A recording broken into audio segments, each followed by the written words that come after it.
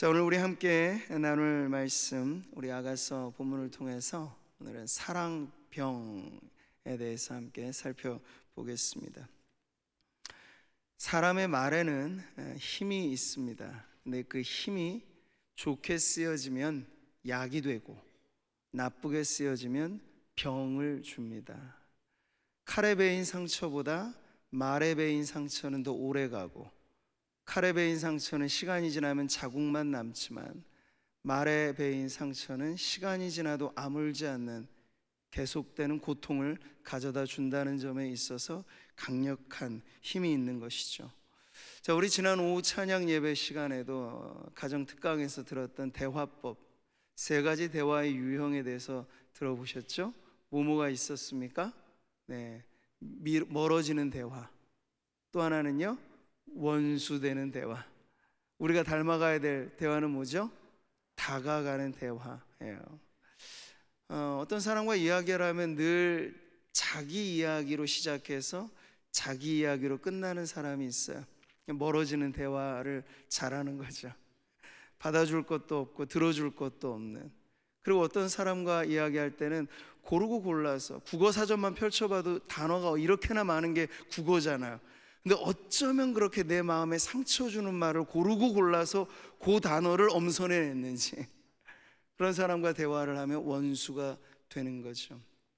근데 이러한 대화를 피하고 다가가는 대화에는요, 그래서 그런 말이 있어요. 여러분, 이 대화의 가장 중요한 것은 기다릴 줄 아는 것이라는 말이 있습니다. 그 상대의 마음이 열리기를 기다리고, 그래서 그 열린 마음에 살포시 다정한, 공감하는 그런 말들을 하나만 얹어도 충분히 상처받았던 마음도 오히려 치유가 되고 위로가 되고 새 힘이 되겠죠. 이것이 바로 다가가는 대화입니다.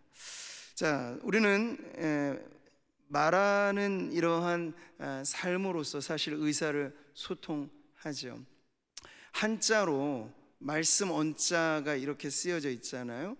이게 보면은 머리 두자, 두 이자, 입 구자가 합쳐져 있는 거예요. 그러니까 두 사람이 머리를 맞대고 입을 열어서 이야기를 할 때 대화가 가능해진다는 이야기죠. 근데 이런 대화에 있어서 가장 중요한 것은 상대방에 대한 우리가 어떠한 마음을 가지고 이 대화에 참여하느냐, 의도와 동기와 목적이 그 사람이 무슨 말을 쓰느냐보다도 사실 더 중요한 내용이라는 것이에요. 자, 우리는 아가서를 읽어가면서 실천적인 몇몇 가지 적용들을 그때그때마다 해가는데, 우리가 이제 지난 1장까지를 쭉 살펴보면서 사랑하는 연인 사이로 등장하는 솔로몬과 술람미 사이에 주고받는 말들이 어떻다는 걸 우리가 느끼죠? 곱다, 예쁘다, 아름답다. 어쩌면 저 사람들은 고르고 골라서 저 좋은 말만 쓸 수 있을까 하는 것을 배우는 거예요. 사랑의 대화에는 향기가 난다 하는 것을 우리가 보았습니다. 자, 오늘 2장으로 시작되는 새로운 본문도 연속되어지는 사랑의 대화를 이어가고 있습니다. 여기서도 우리가 가만히 귀 기울여 들어보면 서로에게 대해서 칭찬하는 말, 찬사를 쏟아붓는 말, 추앙해 주는 말, 이런 말들이 가득 차 있어요. 자, 오늘 본문의 말꼬를 트는 이 대화에서 말문을 여는 이는 바로 여인입니다. 술람미 여인이 어떻게 고백하고 있는지 1절을 보시면, 나는 사론의 수산화요 골짜기의 백합화로다 라는 고백을 합니다. 꽃다움, 그런 어떤 고백을 이입해서 하는 것인데, 사실 여기 사론의 수산화라든지 골짜기의 백합화는 어떤 특정한 돋보이는 꽃을 보여준다기보다도 그 당시에 많고 많은, 어찌 보면 흔하고 평이한 그런 꽃들 중에 하나로 자기를 표현하고 있는 것이라고 볼 수 있어요. 겸손한 고백이죠.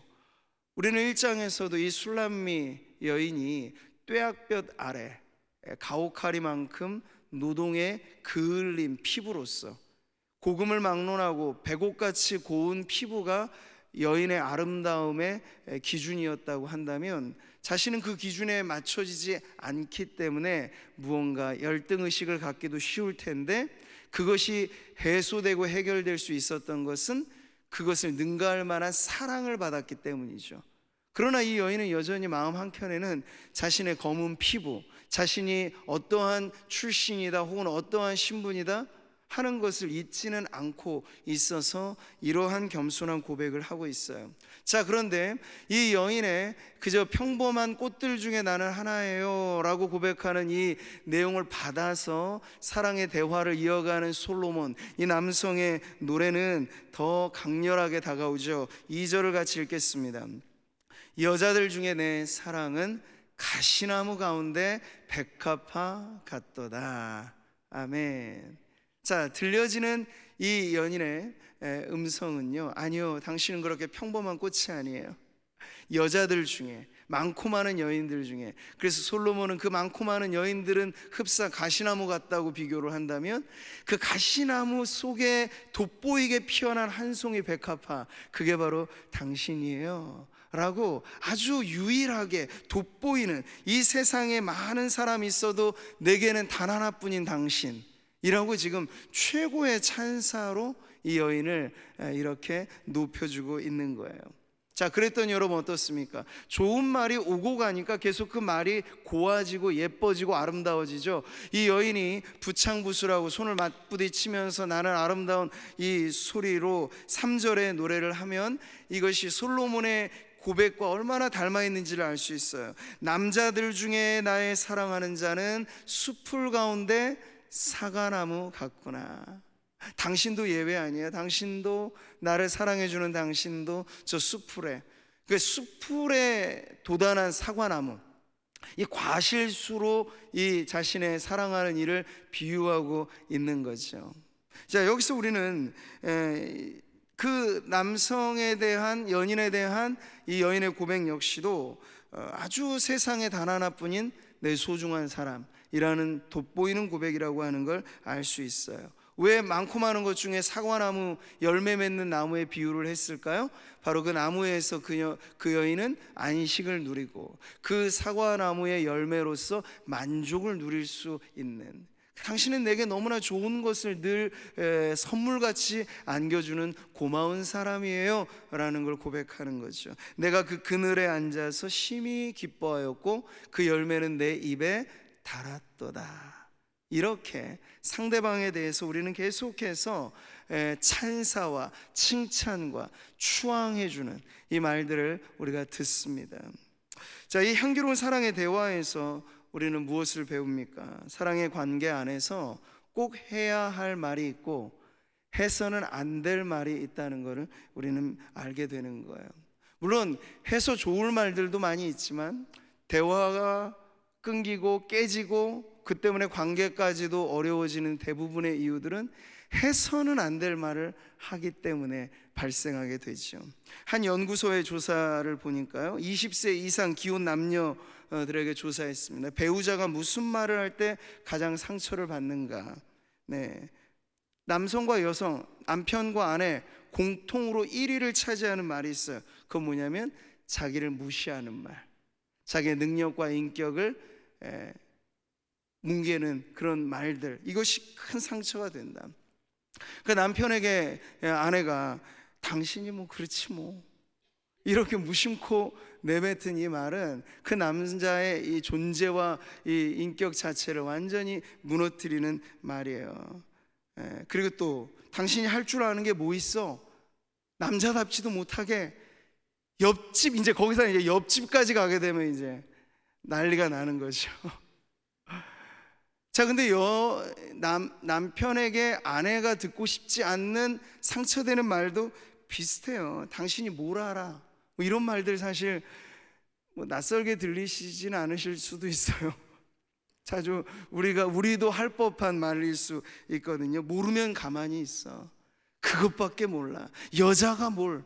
뭐 이런 말들이 상대를 무시하고 그 인격을 상당히 낮추는. 근데 이게 만약 우리의 습관화된 언어이고 사소한 말 속에 이런 대화가 오고 가게 되면 그 관계는 매우 심각한 위기로 가게 되는 것이죠.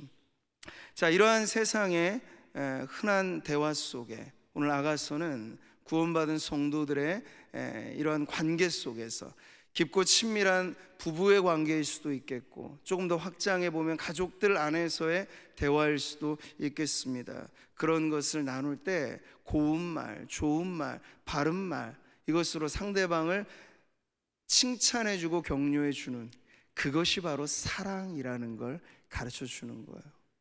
우리는 난 당신 사랑해 하면서 마음은 사랑인데 입은 사랑이 아닌 경우가 많아요.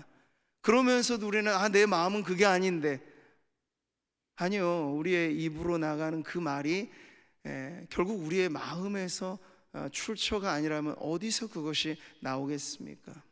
자, 하여서 우리는 오늘 이 연인 간에 다시 한번 이어지는 향기로운 사랑의 대화를 통해서 우리의 가까운 관계 속에서 우리가 정말 아름답고 향기나는 사랑의 언어들로 칭찬해주고 격려해주고 찬사를 이렇게 서로에게 해줄 수 있는 그런 관계로 나아가는 우리 성도님들 되시기를 바랍니다.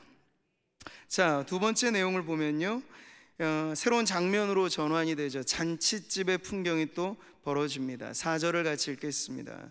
그가 나를 인도하여 잔칫집에 들어갔으니 그 사랑은 내 위에 깃발이로구나. 아멘. 자, 여기서 잔칫집이라는 건 원어적으로는 포도주를 마시는 집, 그러니까 연회가 근사하게 베풀어진 집을 말합니다. 어찌 보면 이 둘만의 미래를 나누는 아주 사적인 공간이기보다는 연회가 베풀어진 어떤 공공의 장소이기도 해요.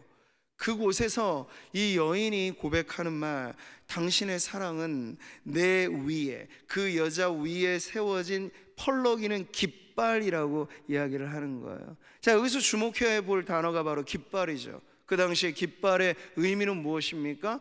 확증이에요. 우리의 영역을 표시해주는 확증이기도 하고, 어떤 가문의 문장이 표현된 깃발, 이 모든 것이 소유와 확증을 나타내는 상징물이죠. 근데 바로 이 깃발이 펄럭이듯이 이 여인 위에 솔로몬의 사랑이 펄럭인다 하는 것은 무엇이겠습니까? 지극히 사적인 관계에서만 당신과 나는 사랑의 관계를 나눈다, 그게 아니고 만일천하에 모든 사람이 있는 그곳에서 당신은 내 사람, 나는 당신의 사람, 우리는 하나라고 인정해 줄 수 있는 그러한 사랑을 이 여인이 지금 맛본 것이에요. 그래서 이 자랑스러운 사랑, 인정해주는 사랑, 당신이 바로 내 사람입니다라는 이런 고백에 감사하는 마음을 가지고 바로 이러한 사랑의 깃발에 대해서 외치고 있는 거죠. 여러분, 만약 누군가 관계를 갖고 사랑의 관계를 나누는데 둘만 있을 때는 그렇게 좋고 그렇게 다정한데, 여러 사람이 있을 땐 손 하나 잡아주지도 않고 멀찍이 따라오라고 하고, 이게 어디서 우리가 많이 본 풍경이죠? 경상도 풍경입니다. 네. 우리가 이건 뭐 지역과 문화와 아주 깊숙하게 우리 안에 대대로 3, 4대 아니 조상 대대로 물려온 관습이기 때문에 이게 우리가 어지간하면 이 복음화되지 않으면 이게 잘 바꿔지지가 않아요. 손잡아주는 게 뭐 어렵습니까? 불륜의 관계도 아니고 부부지간에 손잡아주는데 누가 뭐라 그럽니까? 그런데도 이게 뭔가 마음의 거리낌이 생겨서 거의 한 10보, 몇 보 이렇게 떨어뜨려 놓고 오는 게 마치 아내가 남편에 대한 존중인 것으로 표현. 이게 약간 유교적인 관습의 표현이죠. 자, 그런데 그렇게 되면 자칫 오해할 수 있는 거예요. 둘만에 있을 땐 그렇게나 다정한 사람이 이렇게 여러 있는 공공의 자리에서 나에 대한 사랑에 대해서는 신뢰할 만하지 않고 진실하게 툭 터놓고 얘기하지 않으면 의심이 들지 않겠습니까? 이 사람 정말 나 사랑하는 건 맞나? 이게 사람과 사람과의 관계만이 그럴까요? 그렇지가 않죠. 주님과 우리 사이의 사랑의 관계도 마찬가지예요. 근데 한번 생각해 보세요. 우리 하나님의 사랑, 우리도 아까 찬송으로도 불렀듯이 그 크신 하나님의 사랑은 하나님과 나 사이 아주 사적인 자리에서만 하나님 난 널 사랑해, 난 널 사랑해 이렇게만 말씀하시는 분일까요? 아니잖아요. 모두가 온 세상이 다 듣도록 우렁차게 주님은 늘 말씀하셔요. 난 널 사랑해. 널 정말 사랑해. 그러니까 주님의 사랑에 대해서 성경은 미쁘신 사랑이라고 가르쳐줘요. 우리는 미쁨이 없을지라도 주는 일향 언제나 변함없이 미쁘시다, 신실하시다, 성실하시다. 주님의 사랑은 변함이 없으시다, 이 말씀을 하시죠. 근데 이 말씀에도 나와 있듯이 거꾸로 그 주님에 대한 우리의 사랑은 어떨까요? 교회라고 하는 공간 안에서 성도들은 누구나 다 주님 사랑하죠. 주님 다 사랑하며 찬송하고 주님 사랑하는 신앙 고백하고. 근데 여러분, 공공의 자리에서는 어떠신가요? 예수님을 믿지 않는 세상에 여러분의 일터나 가정이나 어떤 곳에 있을 때도, 그때도 여전히 예수님은 내 사랑하는 나의 주님이라고 여러분 고백하십니까? 전도라는 건 그런 점에서 어려운 일이 아니에요. 언제나 우리가 살아가는 삶의 자리에서 나에게 가장 소중한 분, 내가 가장 사랑하는 분은 예수님이에요. 난 예수님을 참 사랑하는 사람입니다. 이게 크리스찬이잖아. 이게 성도이고요. 우리의 사랑의 고백이 이런 의미에서 커밍아웃이 필요할 때가 있습니다. 우리의 여러 가지 많은 삶의 자리들에서 나는 주님을 사랑합니다, 주님이 나에게 가장 소중한 분입니다, 이런 고백을 할 수 있는, 저는 당당한 신앙의 삶을 우리 성도님들이 살아가기를 바랍니다. 우리가 하나님께 받은 사랑이 진짜인 것처럼 여러분이 하나님께 고백하는 사랑도 진짜라면 짧고 한정된 자리에서만 아니라 우리의 삶의 모든 곳에서 다윗과 같이 나의 힘이신 여호와여, 내가 주를 사랑하나이다, 이런 공개적인 사랑의 고백이 우리 성도들의 마음 가운데 있기를 바랍니다. 그래야 이것이 주님이 우리에게 펄럭이게 사랑의 깃발일 뿐만 아니라 우리도 주님께 대한 신앙의 고백임과 동시에 사랑의 고백이 깃발처럼 펄럭거리면서 흔들리지 않는 확증의 사랑이 될 수 있겠지요. 자, 우린 세 번째로 오늘 말씀을 통해서 특이한 병을 이제 한번 보려고 해요. 사랑병이라는 이 병에 걸린 사람을 우리는 지금 봅니다. 자, 5절에 보게 되면요, 이 여인이 갑자기 돌연 동료들에게, 여기 보면 이 너희 3인칭이나 단위를 복수로 나오는 건 대개가 다 예루살렘의 딸들아, 이렇게 표현되어지는 이 여인의 동료라고도 할 수 있겠어요? 자, 그 여인들에게 이런 도움을 요청하죠. 너희는 건포도로 내 힘을 돕고 사과로 나를 시원하게 해라. 지금 무언가 도움이 필요한 사정에 처해 있는 것으로 지금 이 여인이 요청하고 있는 거예요. 근데 여기서 이제 우리는 아가서 해석이 현대로 왔을 때 제가 앞부분에서도 몇몇 말씀을 드린 것처럼 전통적인 아가서의 해석이 지나치게 영적이라면 나쁠 것은 없죠. 그리스도와 성도, 하나님과 그의 백성, 그러니까 다이렉트로 그렇게 해석하면 사실 해석하기 오히려 편하고 쉽고 모든 구절이 다 은혜로워요. 근데 이제 그러다 보면 말씀의 문법과 역사와 배경, 이걸 다 무시한 채로 이 성경을 보게 되니까 결국 코에 걸면 코걸이, 귀에 걸면 귀걸이 식으로만 해석이 자꾸 이제 잘못되게 되는 거예요. 근데 그러지 않자고 해서 요즘에 많은 사람들은 이걸 문법적으로 이해하려고 하고 당시의 상황과 맥락을 보면서 이해하려고 하니까 여기는 아주 분명하게 연인 간의 아주 농익은 사랑의 고백들, 묘사들이 아주 많거든요.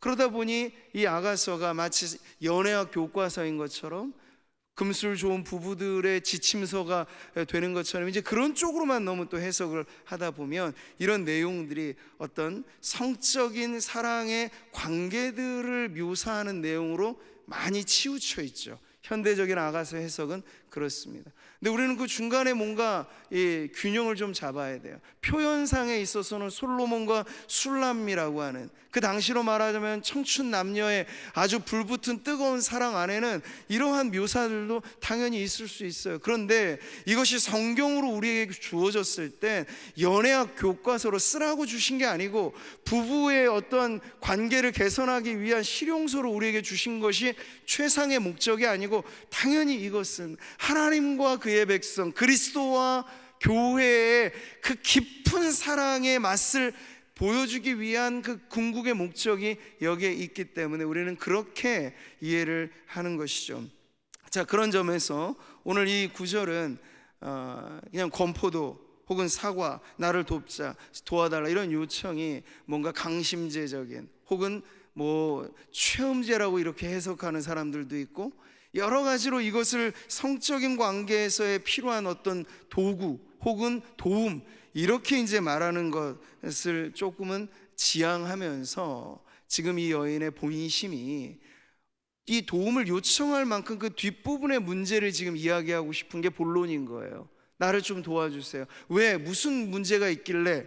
나에게 좀 이 갈급한 마음에 시원함을 주세요. 왜? 무엇으로 이렇게 목말라 있길래? 이렇게 묻게 되는 거죠. 그럴 때 이 아가서 2장 5절 후반절이 가장 중요한 아가서의, 사실 저는 백미라고 볼 수 있는 아주 귀한 구절을 보게 되는 거예요. 같이 읽겠습니다. 내가 사랑함으로 병이 생겼습니다. 아멘. 내가 사랑함으로 병이 생겼습니다. 이것은 여러분, 무언가 강렬하고 압도적인 사랑을 이 여인이 경험했다는 걸 보여주고 있어요. 그래서 심지어 어떨 정도로? 병이 들 정도로 그의 육체도 쇠잔해지고 그의 마음은 더더군다나 너무나 견딜 수 없을 만큼 강렬한 사랑을 받아서 그렇게 두근두근거리는 그런 이 마음의 심정이 바로 여기에 이렇게 표현되어져 있는 거죠. 뒷부분에 보면 아가서는 사랑을 불에 비유해요. 불의 속성이 뭡니까? 태우는 거죠. 사르는 거죠. 그래서 사랑에 우리의 마음이 담가지게 되면 태워지는 거예요. 그러니까 사실 우리 연세 지긋하시고 이 중장년에 이르게 되는 분들이 추억해 보면 우리가 사랑의 불꽃이 튀었던 그 시절의 감정을 아마 떠올리게 되신다면 이게 어떤 건지 대략은 아실 거예요. 근데 이게 단순히 이 청춘 남녀의 사랑 정도를 얘기하는 게 아니고 하나님의 사랑도 우리에게 임하와 같이 강렬하게 임하면 성도는 사랑으로 인하여 마치 병든 가슴을 갖고 살 정도로 엄청난 사랑의 복을 누릴 수 있다는 게 오늘 이 아가서의 가장 핵심의 본론인 것이죠. 여러분, 사랑병, 이것은 우리가 알고 있는 상사병하고는 다른 것입니다. 상사병은 뭐죠? 외사랑, 짝사랑이에요. 사랑하는 사람이 있는데 가닿을 수 없고 그리움만 쌓이고, 그래서 너무 가슴 아픈 사랑, 그걸 상사병이라고 한다면, 지금 여인이 병에 걸릴 정도로 힘겨움을 표현하는 이 병은요, 사랑을 못 받아서가 아니라 너무 감지덕지 겨운 자신의 마음을 이 압도할 수밖에 없는 그 크고도 넓은 사랑을 자기가 받았기 때문에 주체할 수 없어서 내가 사랑함으로 병에 걸렸다 라고 지금 이야기를 하는 것이죠. 자, 오늘 우리가 살아가는 세상은 소확행의 세상이라고 자주 우리 말을 합니다. 소소하지만 확실한 사랑. 그래서 요즘엔 젊은 청춘 남녀들도 사랑을 해도 좀 째째하게 사랑을 해요. 째째한 사랑이 뭘까요? 재는 사랑. 어디까지만 허용하고 어디까지는 딱 계산해 보면 애누리 없이 내가 이것까지는 손해 안 보는 적당선의 사랑, 보통의 사랑. 그러니까 사랑하면서 내가 손해 보이고 싶지는 않은 정도의 거리감, 이런 것들이 사실 오늘날 청춘 남녀의 사랑이라고 할 때, 오늘 아가서는요 그것하고는 전혀 거리가 먼 사랑으로 자신이 완전히 마치 그 사랑의 불에 소멸될 정도의 강렬한 사랑을 주기도 하고 받기도 하는 그런 사랑의 세계를 보여주고 있는 거죠. 타산적이지 않는, 계산하지 않는, 주려면 다 줄 수 있을 만큼의 그런 사랑 말이에요. 여러분, 그런 사랑 우리가 어디서 받아본 기억이 있으실 거예요. 그런 사랑 우리가 어디서 받았습니까? 하나님의 사랑이 바로 그런 사랑이잖아요. 계산하지 않고, 오히려 말하자면 참 어리석어 보이는 사랑. 왜 어리석어 보이는 사랑이죠? 내가 준 만큼 대가가 와야지 이게 계산이 성립되는데, 기브 앤 테이크라고 하잖아요. 근데 주기는 하는데 받는 것은 시원치 않아도 그래도 여전히 주고 다 주는 사랑, 이게 바로 하나님의 사랑이에요. 성경의 말씀을 같이 보시죠. 우리에게 주신 성령으로 말미암아 하나님의 사랑이 우리의 마음에 부은 바 됨이니. 여러분, 성도의 마음에 부어진 그 사랑은 무슨 사랑입니까? 강렬한 사랑이라는 거예요. 이게 성경이 말해주고 싶은 하나님의 사랑이에요. 그래서 그게 어느 정도로 셈법을 벗어난 이해를 능가하는 사랑이냐 했을 때, 여러분, 로마서는 의로운 사람을 위해서 혹은 선한 사람을 위해서 줄 수 있는 희생이 아니라 우리가 아직 죄인 되었을 때, 그러니까 죄인 된 나에게 이 하나님의 사랑이 부어졌다라는 점에서 이 사랑이 어느 정도의 사랑인가를 보여주는 거예요. 우리가 아직 죄인 되었을 때 그리스도께서 우리를 위하여 죽으심으로 하나님께서 우리에 대한 자기의 사랑을 확증하셨느니라. 성도 위에는 여러분 깃발이 펄럭이는 거예요. 너는 내 거라고 하는, 공공의 자리든 사적인 자리에든 우리 하나님께서는 어느 곳에서든지 부끄러워하지 않고 우리를 향한 하나님의 사랑을 명명백백하게 선언하셨습니다. 그게 십자가의 사랑이에요. 네. 자, 그렇다면 사랑은 주기도 하고 받기도 하는 것이잖아요. 오늘 사랑함으로 병에 든 이 여인은 교회의 최상의 상태를 대변해주는 여인으로 우리는 보는 것이죠. 저는 이런 말씀을 준비하면서 이 아가서의 강렬한 사랑을 설교로 전할 때 제 머릿속에는 성도들이 다 떠오르죠. 60세 이상 70, 80 된 어르신들에게 이 강렬한 사랑이 어떻게 전해줄 수 있을까? 이걸 지나치게 우리의 인생의 청춘의 한때 불꽃 튀는 사랑 정도로만 혹 이해하지는 않을까? 그러면 나와는 상관없는 거예요. 갱년기에 접어들고 권태기에 접어든 부부들에게 이 아가서의 사랑이 과연 만약 현실의 남녀의 사랑 정도로만 한다면 이건 우리에게는 멀고 먼 이야기, 나하고는 좀 상관없어지는 이야기가 되지 않을까? 그런데 여러분, 아가서는 단순히 그런 이 용도로만 우리에게 전해지는 것이 아니고 우리가 이미 받은 그 사랑이 깃발같이 펄럭이며 확증된 사랑이 감당할 수 없을 만큼 엄청난 사랑, 바로 하나님의 그 사랑은 어제나 오늘이나 변함없이, 여러분이 청춘의 때나 지금이나 노년의 때나 변함없이, 우리의 신앙이 가장 꽃피고 좋았을 때나 아주 후지고 우리 스스로 하기에도 나는 참 못났어 싶을 때나 하나님의 사랑은 변함없이 우리를 위하여 부어지는 사랑이라는 거예요. 믿으시기 바랍니다. 하나님의 사랑은 언제나 그 온도가 강렬한 사랑이에요. 식지 않아요. 근데 우리가 아가서를 공부하고 아가서의 말씀을 기도의 제목으로 삼아야 되는 이유는 이제 우리 편에서 사랑의 온도가 식어질 때가 많은 거죠. 얼음장처럼 가슴이 식어질 때도 있고, 그럴 때마다 여러분 이런 말씀을 보면서 불을 붙이셔야 돼요. 이 말씀을 붙잡고, 하나님, 저도 좀 이 심정을 100분의 1이라도 이해했으면 좋겠습니다. 사랑함으로 병든 가슴이라. 이게 여성적으로만 다가가지 않기를 바랍니다. 사랑하는 성도 여러분, 사랑의 언어가 어찌 성별의 구분이 있겠어요? 나는 남자이니, 나는 한국 사람이니까, 나는 경상도 사람이니까 이건 조금 나하구나, 그런 것도 없어요. 성도는 성별에 구애받지 않고 하나님의 사랑을 받기도 하고 하나님께 사랑을 주기도 할 때 엄청나리만큼 이 사랑에 압도당하는 것이 성도로서 우리가 받을 수 있는 최고 최상의 은혜인 줄 믿습니다. 제가 아가서를 처음에 시작하면서 우리가 읽어봄직한 좋은 아가서의 이 교회 역사상, 그러니까 주석적인 가치로는 조금 떨어지기도 해요. 정밀하지도 않고. 그러나 클레르보의 성 버나드라는 사람이 쓴 이 아가서에 대한 주석을 보면요, 그는 남성이었고 그가 아가서의 설교집을 냈던 건 그의 인생의 말년이었습니다. 근데도 어찌 그 설교를 하면서 젊은 사람이 다 소화할 수 없을 것처럼 강렬하게 이 아가서를 읽어내고 이 안에서 그리스도와 나 사이에, 그리스도와 교회, 그리스도와 성도들 사이에 그 강렬한 사랑을 발견하고 전할 수 있었을까? 여러분, 주님의 사랑이 바로 이와 같이 압도적인 은혜로 임할 때, 바로 우리는 이 여인의 고백이 그녀의 고백만이 아니라 나의 고백, 우리의 고백으로도 전해줄 수 있다는 것을 알게 될 것입니다. 성경을 보면 사랑에 병든 가슴을 안고 살아갔던 성도들이 많이 있어요.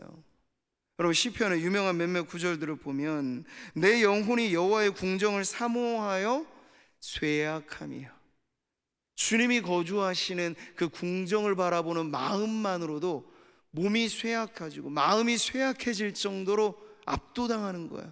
어디 그뿐입니까? 율법의 말씀, 우리는 딱딱하게만 생각하는 성경 말씀이 누군가에게는 주님을 사랑하기 때문에 이렇게도 고백돼요. 주의 규례들을 항상 사모함으로 내 마음이 상하나이다. 할렐루야. 성경의 말씀에서 우리에게 감상적으로 아주 감수성 있게 와닿아지는 말씀만으로 우리가 은혜 받는 게 아니에요. 여기 보세요. 이 시편 119편은 주의 율례, 규례, 그러니까 율법의 말씀, 말하자면 모세 오경, 우리가 이 통독하기도 쉬워하지 않은 그 딱딱하고 단단한 말씀. 그런데 주님과 연애의 관계에 빠지듯 사랑하게 되면요, 그 말씀이 나에게 대한 다 사랑의 편지로 읽혀지게 되는 거예요. 그 말씀이 다 내게 들려지는 사랑의 노래로 들려지게 되는 거예요. 그러니까 그 말씀에 대하여 내 마음이 상할 정도로, 사랑함으로 병이 날 정도로 하나님의 말씀을 원하고 또 원하는 그런 심정을 고백하고 있는 거죠. 자, 오늘 우리는 이 아가서의 말씀을 보면서 사랑병이라고 하는 것이 사실 성도들의 가장 건강한 영혼에 필요한 바로 그것인 걸 우리는 알게 됩니다. 자, 여러분의 사랑은 어떻습니까? 우리가 주님께부터 받은 사랑은 온도가 언제나 손대면 데일 정도로 뜨거운 사랑이라는 건 의심하지 않으실 거예요. 근데 문제는 과연 주님께 대한 내 사랑도 그러한가? 온도가 좀 맞나 싶은 거죠. 그 사랑이 결국 사랑으로 병든 영혼이 될 때 가능한 것인데, 만약 여러분 그렇지 않으면 어떻게 될까요? 병든 사랑이 되는 거야. 비슷한 듯 완전히 다르죠? 사랑으로 뜨거워진 가슴, 그래서 병이 들렸다 할 싶을 정도로 고백하는 그 사랑과 여러분 병들어버린 사랑은 완전히 다른 것이에요. 그런데 이 사랑의 벅찬 가슴으로 나아가는 이 여인에게 오늘 말씀의 결론은 여러분 더한 위로가 주어지는 걸 보죠. 이 고백을 하다 보니까 내가 사랑하기 때문에 병들어 지경이다 말할 때 더 큰 사랑이 그에게 주어집니다. 그가 왼팔로 내 머리를 고이고 오른팔로 나를 안는구나. 더 가까이, 더 친밀하게, 더 깊이 그 사랑을 받는, 애통하는 자 복이 있나니 그들이 위로를 받을 것임이라. 근데 그런 것처럼 우리가 주님을 사랑하면 주님은 그 사랑에 맞장구를 치시면서 더 깊은 사랑. 왜? 우리 하나님의 사랑은 제한이 없잖아요. 하나님의 사랑은 그래서 아무리 우리가 경험하고 또 맛봐도 질리지 않습니다. 물리지 않습니다. 하나님의 사랑이 이미 질려버렸다면 내 사랑이 식어져 버린 거예요. 내 사랑이 병들었기 때문에 하나님의 사랑에 별 감흥이 느껴지지 않는 것이죠. 사랑함으로 생긴 병, 이것이 바로 우리의 영혼을 치유하는 병입니다. 아주 역설적인 표현이죠. 여러분, 이 사실을 우리가 기억하고 우리의 영혼에 주님을 향한 사랑의 온도, 그 불길이 다시 한번 활활 타오르는 그 은혜를 여러분 우리가 함께 기도했으면 좋겠습니다. 나는 사랑함으로 병들 정도의 마음을 주님 앞에 고백하는 성도인가? 아니면 라오디게아 교회가 꼭 그렇잖아요. 사랑 안 하는 건 아니에요. 근데 그 사랑의 온도라는 게 아주 미지근한, 차지도 않고 덥지도 않고. 그래서 주님은 심지어 그 라오디게아 교회예요, 불신자가 아니라 교회에게 이렇게까지도 말씀하셨어요. 네가 이같이 미지근하여 뜨겁지도 아니하고 차지도 아니하니 내 입에서 너를 토하여 버리리라. 여러분, 사랑을 우리는 어떻게 알고 있습니까? 제1의 것이라고 믿잖아. 믿음, 소망, 사랑, 이 세 가지 항상 있을 것인데 그 중에 제1은 사랑이라. 예. 마지막까지 우리에게 남는 건 사랑이고 남아야 할 것도 사랑이에요. 근데 이 사랑의 온도가 적정치를 유지하지 않고 그냥 미지근한 상태에서 주님과 우리 사이도 권태기를 우리가 당연한 것처럼 만약에 유지하고 여러분 살아간다면 우리를 대하시는 주님의 마음을 매우 안타깝게 아프시게 해드리는 그러한 성도가 되지 않겠습니까? 그러니 우리가 병든 사랑에서 벗어나는 길, 그것은 사랑하기 때문에 우리의 마음이 고동치고 사랑하기 때문에 주님을 예배하느라 우리의 몸이 때로는 지쳐도 난 사랑하기 때문에 주님을 예배하느라 온 정성을 쏟아붓는 바로 그런 성도가 되어서 여러분 주님을 향한 우리의 사랑도 활활 타오르는 불꽃처럼 일어나는 우리 복된 성도님들 되시기를 주님의 이름으로 축복합니다.